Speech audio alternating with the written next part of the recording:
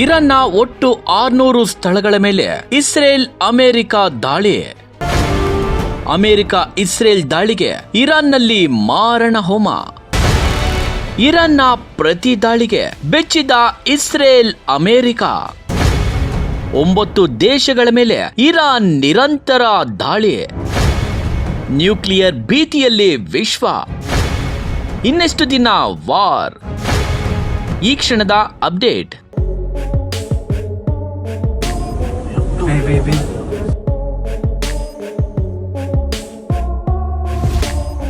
Israel America ಮತ್ತು Iran ನಡುವೆ war ಸದ್ಯಕ್ಕಂತೂ ಮುಗಿಯುವಂತಹ ಲಕ್ಷಣಗಳು ಕಾಣಿಸ್ತಾ ಇಲ್ಲ. ಇರಾನ್ ಮತ್ತು ಇಸ್ರೇಲ್ ನಡುವಿನ ಈ ಸಂಘರ್ಷದಲ್ಲಿ ಭಾರೀ ಸಾವು ನೋವುಗಳು ಸಂಭವಿಸುತ್ತಿವೆ.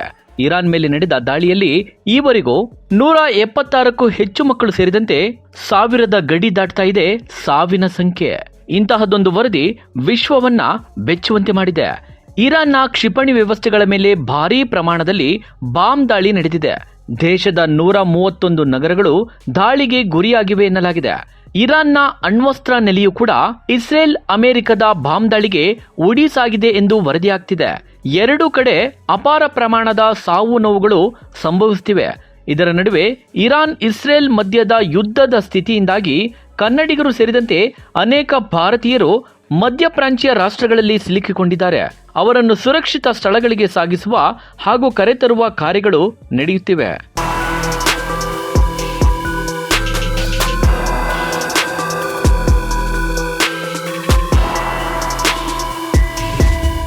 ಅಮೆರಿಕ ಮತ್ತು ಇಸ್ರೇಲ್ ಜಂಟಿಯಾಗಿ ಈ ವೈಮಾನಿಕ ದಾಳಿಯನ್ನು ನಡೆಸುತ್ತಿವೆ. ಈ ನಡುವೆ ಅಮೆರಿಕದ ಅಧ್ಯಕ್ಷ ಡೊನಾಲ್ಡ್ ಟ್ರಂಪ್ ಅವರು ಆಪರೇಷನ್ ಎಪಿಕ್ ಫ್ಯೂರಿ ಆರಂಭಿಸುವುದಾಗಿ ಘೋಷಿಸಿದ್ದಾರೆ. ಇರಾನ್ನ ತನ್ನ ಸರ್ವೋಚ್ಚ ನಾಯಕ ಖಮೇನಿ ಅವರ ಹತ್ಯೆಗೆ ಪ್ರತೀಕಾರ ತೀರಿಸಿಕೊಳ್ಳುವುದಾಗಿ ಶಪಥ ಮಾಡಿದೆ. ಇಸ್ರೇಲ್ ಮತ್ತು ಕೊಲ್ಲಿ ರಾಷ್ಟ್ರಗಳಲ್ಲಿನ ಅಮೆರಿಕದ ಸೇನಾ ನೆಲೆಗಳ ಮೇಲೆ ಕ್ಷಿಪಣಿ ದಾಳಿಗಳನ್ನು ನಡೆಸುತ್ತಿದೆ.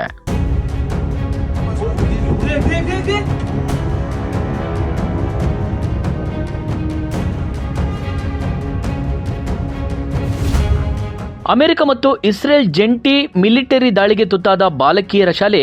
ಈ ದಾಳಿಯಲ್ಲಿ 150ಕ್ಕೂ ಹೆಚ್ಚು ಜನರು ಸಾವನ್ನಪ್ಪಿರುವ ವರದಿಯಾಗಿದೆ. ನಂತರ ಶವ ಹುತ್ತಲು ಸಮಾಧಿಗಳನ್ನು ಅಗೆಯಲಾಗ್ತಿರುವ ಹೃದಯ ವಿದ್ರಾವಕ ಫೋಟೋವನ್ನ ಇರಾನ್ನ ವಿದೇಶಾಂಗ ಸಚಿವ ಎಕ್ಸ್ ಖಾತೆಯಲ್ಲಿ ಹಂಚಿಕೊಂಡಿದ್ದಾರೆ.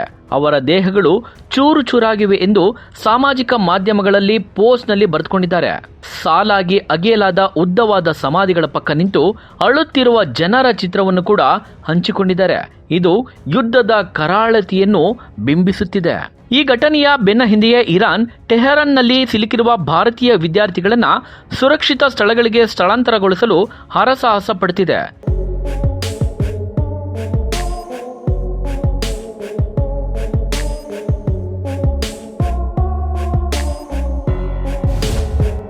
ಇಸ್ರೇಲ್ ಮತ್ತು ಅಮೆರಿಕ ದಾಳಿಗೆ ಇರಾನ್ ಪ್ರತೀಕಾರದ ದಾಳಿ ಮಾಡುತ್ತಿದೆ.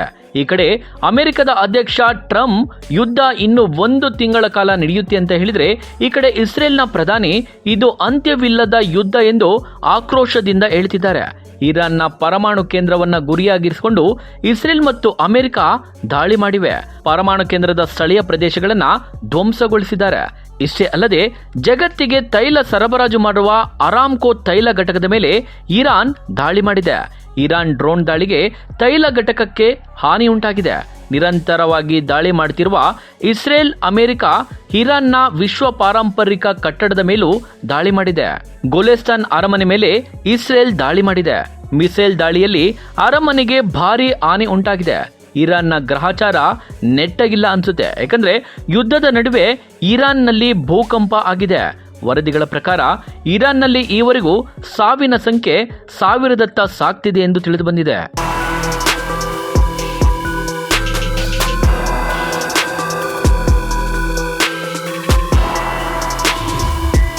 ಇರಾನ್ನ ಒಟ್ಟು 900 ಸ್ಥಳಗಳ ಮೇಲೆ ಇಸ್ರೇಲ್ ಅಮೆರಿಕ ದಾಳಿ ಮಾಡಿದೆ. ಇಸ್ರೇಲ್ ಅಮೆರಿಕದ ನಿರಂತರ ದಾಳಿಯ ನಡುವೆಯೂ ಕುಗ್ಗದ ಇರಾನ್ ಪ್ರತೀಕಾರದ ದಾಳಿ ಮಾಡುತ್ತಿದೆ. ಸೌದಿ ತೈಲ ಘಟಕದ ಮೇಲೆ ಇರಾನ್ ಭೀಕರವಾಗಿ ದಾಳಿ ಮಾಡಿದೆ. 9 ದೇಶಗಳ ಮೇಲೆ ಇರಾನ್ ನಿರಂತರವಾಗಿ ದಾಳಿ ಮಾಡ್ತಾ ಸಾಗ್ತಿದೆ. ಸೌದಿ ಅರೇಬಿಯಾ ಮೇಲೆ ಇರಾನ್ ದಾಳಿ ಮಾಡಿದೆ. ಅಲ್ಲಿನ ಅಮೆರಿಕದ ರಾಯಭಾರಿ ಕಚೇರಿಯನ್ನ ಉಡಾಯಿಸಿದೆ. ಒಟ್ಟಾರೆ ಈ ಯುದ್ಧದಿಂದಾಗಿ ಜಾಗತಿಕ ಮಟ್ಟದಲ್ಲಿ ತೈಲದ ಬೇಡಿಕೆ ಮತ್ತು ಬೆಲೆ ಹೆಚ್ಚಾಗ್ತಿದೆ. ವಿಶ್ವ ಮಟ್ಟದಲ್ಲಿ ಶೇರ್ ಮಾರುಕಟ್ಟೆ ಕುಸಿಯುತ್ತಿದೆ. ಈ ಯುದ್ಧ ಇನ್ನೆಷ್ಟು ದಿನ ಎನ್ನುವ ಪ್ರಶ್ನೆಗೆ ಇಸ್ರೇಲ್ ಇದು ನಿರಂತರ ಯುದ್ಧ ಅಂದ್ರೆ ಅಮೆರಿಕ ಇನ್ನು 1 ತಿಂಗಳು ಯುದ್ಧ ಎಂದಿದೆ. ಇದು ವಿಶ್ವದ ವಿನಾಶದ ಮೊದಲ ಹೆಜ್ಜೆ ಹಿಂದೆ ಪಂಡಿತರು ವಿಶ್ಲೇಷಿಸುತ್ತಿದ್ದಾರೆ. ನಿಮ್ಮ ಅನಿಸಿಕೆಯನ್ನು ಕಾಮೆಂಟ್ ಮಾಡಿ. ನೋಡ್ತಾ ರೀಸೆಂಟ್ ನ್ಯೂಸ್, ಇದು ಸಮಸ್ತ ಕನ್ನಡಿಗರ ಧ್ವನಿ.